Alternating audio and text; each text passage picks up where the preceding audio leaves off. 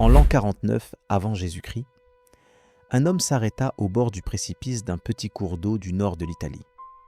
Le Rubicon n'était qu'un modeste ruisseau, à peine remarquable sur une carte, mais ce jour-là, il représentait la frontière la plus redoutable du monde romain. D'un côté se trouvait la province de Gaule cisalpine, où Caius Julius César exerçait légalement son commandement militaire. De l'autre côté commençait le territoire sacré de la République, où aucun général n'avait le droit de pénétrer à la tête de ses troupes sans l'autorisation expresse du Sénat. Franchir cette rivière avec une seule légion, la 13e, revenait à déclarer la guerre à l'État romain lui-même. Selon le récit de Suétone, César aurait prononcé à ce moment la phrase célèbre « Alea iacta est », le sort en est jeté. Bien que d'autres sources anciennes, et que notamment Plutarque, attribuent cette citation sous une forme grecque empruntée au dramaturge Ménandre. Ce que nous savons avec certitude, c'est que César franchit le Rubicon au début de janvier 49 et que cette décision déclencha une guerre civile qui allait transformer la République romaine de manière irréversible. Mais pour comprendre comment un homme en est arrivé à défier les institutions les plus anciennes et les plus vénérées du monde méditerranéen, il faut remonter bien avant ce cours d'eau glacé, jusqu'aux origines même d'une ambition forgée dans le chaos d'une république déjà mourante. Caius Julius César naquit le 12 ou le 13 juillet de l'an 100 avant notre ère. Certains historiens avancent la date de 102, mais la majorité des spécialistes modernes retiennent l'an 100. Il venait au monde dans une famille patricienne qu'est la Gens Julia, qui prétendait descendre d'Ule, fils du héros troyen aîné, lui-même fils de la déesse Vénus, selon la mythologie romaine. Cette généalogie divine, évidemment légendaire, constituait néanmoins un capital politique considérable dans une société où le prestige des ancêtres déterminait en grande partie la place d'un homme dans la vie publique. Mais si le nom des Julies était ancien et prestigieux, la famille de César n'était pas riche au regard des grandes fortunes sénatoriales de l'époque. Son père, également nommé Caius Julius César, avait exercé la préture mais n'avait jamais atteint le consulat, le sommet du cursus honorum. Il mourut subitement vers l'an 85, alors que le jeune César n'avait qu'une quinzaine d'années, laissant son fils dans un monde romain déchiré par les guerres civiles entre les partisans de Marius et ceux de Sylla. Ce contexte est essentiel. La Rome dans laquelle grandit César n'était plus la république disciplinée et austère que célébraient les historiens romains eux-mêmes avec une certaine nostalgie. Depuis les réformes des Gracques dans les années 130 et 120 avant notre ère, la vie politique romaine s'était progressivement militarisée. Tiberius, puis Caius Gracchus, avaient tenté de redistribuer les terres publiques au profit des citoyens les plus pauvres, et tous deux avaient péri de mort violente. Le premier lynché par des sénateurs en 133, le second poussé au suicide en 121. La leçon que les générations suivantes en tirèrent fut terrible. À Rome, désormais, les conflits politiques pouvaient se régler par le sang. Caius Marius, un homo novus, un homme nouveau, sans ancêtre consulaire, avait ensuite bouleversé l'armée romaine en ouvrant le recrutement aux citoyens sans propriété, les prolétaires, à partir de l'an 107. Cette réforme, motivée par des nécessités militaires réelles face aux menaces des Cimbres et des Teutons, eut une conséquence politique profonde. Les soldats devenaient dépendants de leur général pour obtenir terres et récompenses à la fin de leur service, ce qui créait des armées personnelles plus loyales envers leurs commandants qu'envers l'État. Marius était l'oncle de César par alliance. Il avait épousé Julia, la sœur du père de César. Ce lien familial plaçait le jeune homme dans le camp des populares, la faction politique qui s'appuyait sur les assemblées du peuple et les tribuns de la plèbe pour gouverner, par opposition aux optimates, les conservateurs qui défendaient la prééminence du Sénat. Lorsque Sylla, le champion des optimates, marcha sur Rome une première fois en 88, puis une seconde fois en 82, instaurant une dictature sanglante accompagnée de proscriptions, des listes de citoyens condamnés à mort dont les biens étaient confisqués, le jeune César se retrouva directement menacé. Sylla lui ordonna de divorcer de sa première épouse, Cornelia, fille de Cinna, un allié de Marius. César refusa. Selon Suétone, il dut se cacher et changer de refuge chaque nuit pour échapper aux sbires du dictateur. Des amis influents, dont les Vestales et des membres de la famille des Aurélie Cotta du côté maternel, intercédèrent en sa faveur. Sylla finit par céder, mais aurait prononcé, toujours selon Suétone, cette mise en garde prophétique. Dans ce jeune homme, il y avait plusieurs Marius. César survécut à la dictature de Sylla en quittant Rome pour l'Orient, où il servit sous les ordres du gouverneur Marcus Minucius Thermus en Asie mineure. C'est là qu'il reçut la couronne civique, Corona Civica, lors du siège de Mytilène en 80, une distinction militaire prestigieuse accordée à un soldat qui avait sauvé la vie d'un citoyen romain au combat. Après la mort de Sylla en 78, César rentra à Rome et commença à gravir le cursus honorum avec une détermination méthodique, mais aussi avec un sens du spectacle et de la générosité publique qu'il distinguait de ses contemporains. Il emprunta des sommes colossales pour financer des jeux, des distributions de blé et des travaux publics, se créant une clientèle populaire considérable. Plutarque rapporte qu'avant même d'accéder à sa première magistrature importante, César avait accumulé des dettes s'élevant à 1300 talents, une somme astronomique. Son élection comme grand pontife, Pontifex Maximus, en l'an 63, constitua un coup politique remarquable. Cette fonction religieuse suprême, d'ordinaire réservée à des sénateurs âgés et respectés, fut briguée par César alors qu'il n'avait que 37 ans, face à des candidats bien plus expérimentés, dont Quintus Lutatius Catulus, l'un des chefs de file des optimates. César remporta l'élection par une marge confortable, démontrant l'étendue de son influence populaire. La même année, Rome fut secouée par la conspiration de Catilina, un patricien ruiné qui tenta de renverser la République par la force. Le consul Cicéron déjoua le complot et fit exécuter sans procès les principaux conjurés arrêtés à Rome.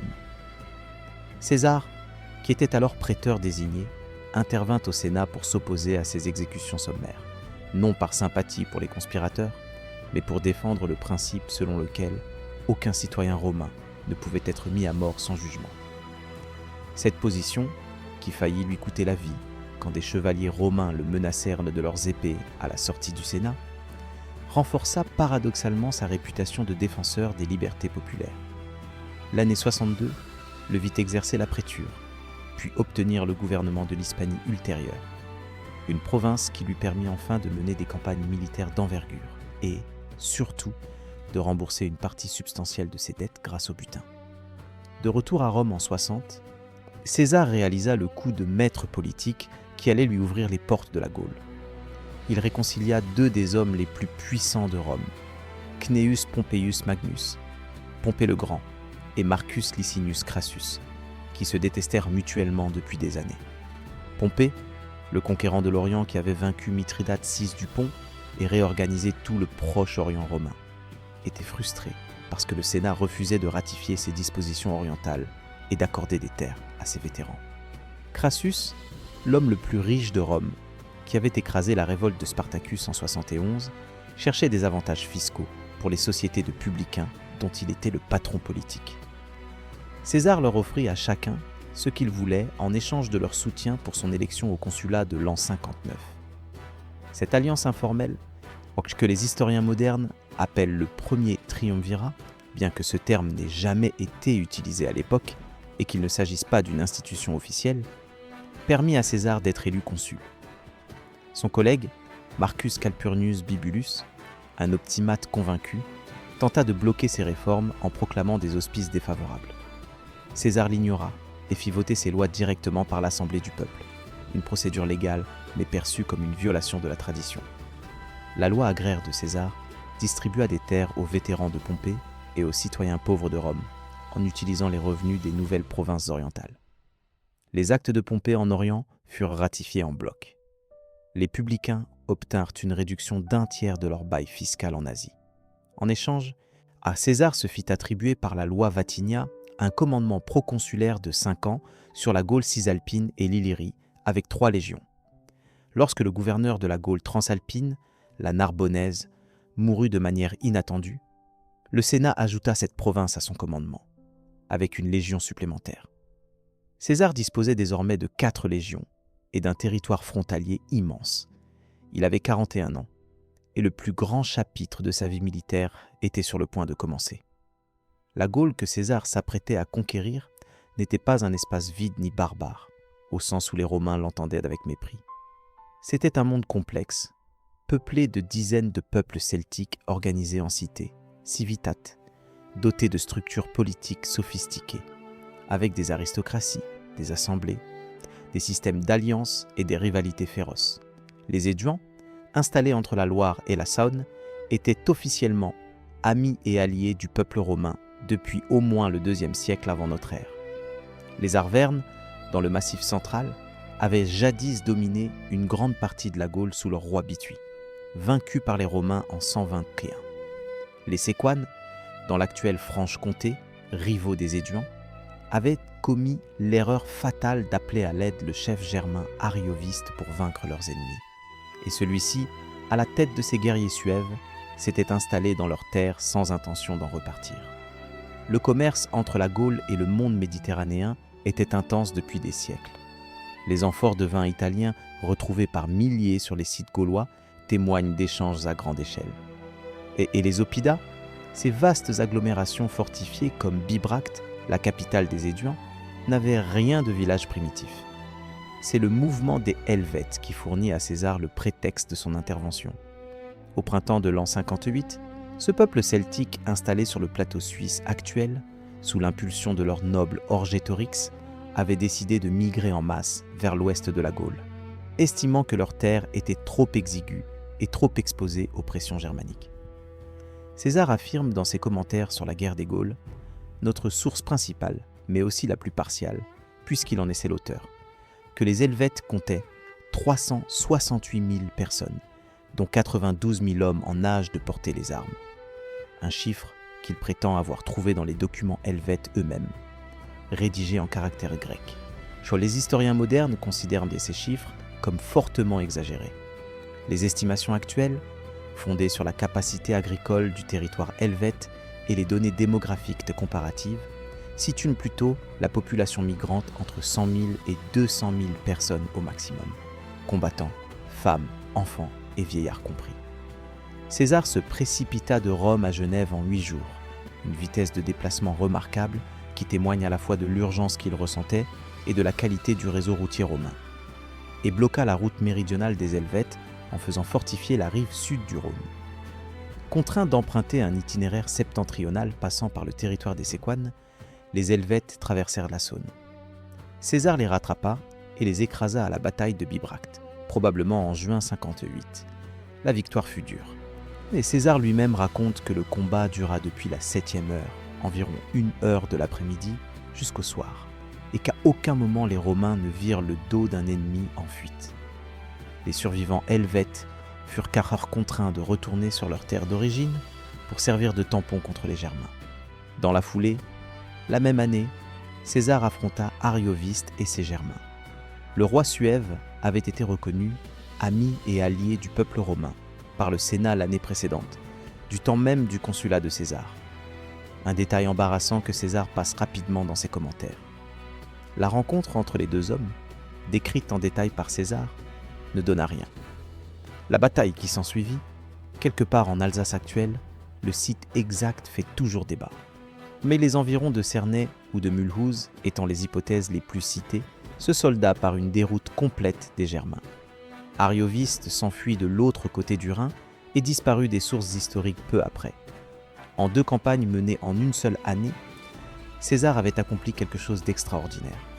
Il avait repoussé une migration de masse et chassé une armée germanique d'envahisseurs, se posant en protecteur de la Gaule et en rempart du monde romain.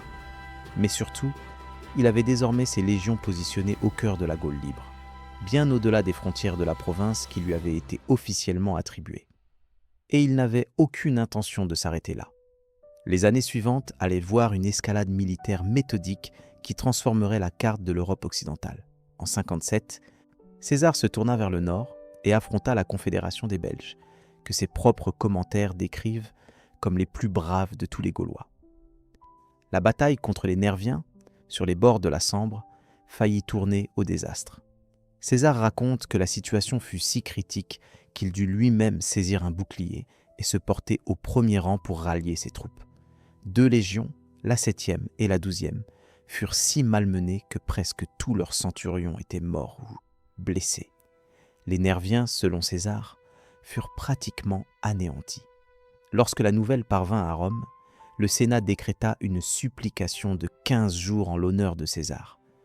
Un honneur sans précédent. Pompée lui-même n'en avait obtenu que 12 après ses victoires orientales.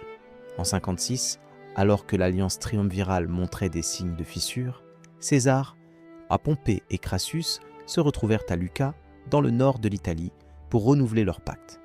La conférence de Lucca, en avril 56, fixa les termes d'un nouvel accord.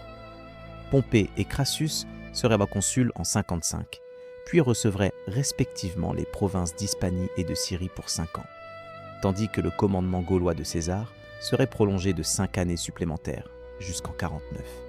Cet arrangement donna à César le temps dont il avait besoin pour achever la conquête de la Gaule et accumuler une gloire militaire suffisante pour garantir son avenir politique à Rome.